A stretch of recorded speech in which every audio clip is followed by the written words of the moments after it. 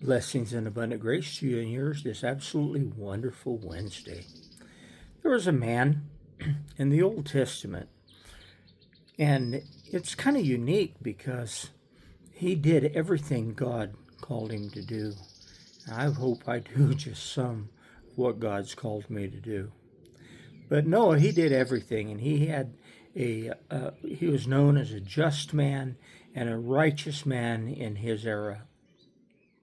And God preserved life through him. He had Noah build a ship. We call it an ark, 150 feet long, 45 feet high, 75 feet wide, multiple levels. And God had brought all the animals of the world, and they put them into the ark. And the rains came, and Noah, and even you and I, were preserved through that act of obedience. Well, the ark came to a rest finally, and God opened the door, and the first thing Noah did was he took some of the clean animals that were on the ark, and he offered sacrifices to the Lord. Then he planted a vineyard, and unfortunately, from there the story goes south. You see, he planted this vineyard, and then he got drunk. And he was naked in his tent. And I don't know why his son Ham went in, but Ham went into the tent and saw his father's nakedness.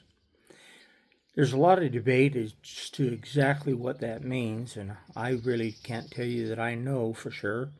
But I know this: there are unintended consequences to our behavior. Ham was a man who helped build the ark. Ham was a man who entered the ark and whose life was saved. He was a man who was probably a pretty good guy until this moment in time. But we do know this, that Ham, after seeing his father naked, came out and told his brothers.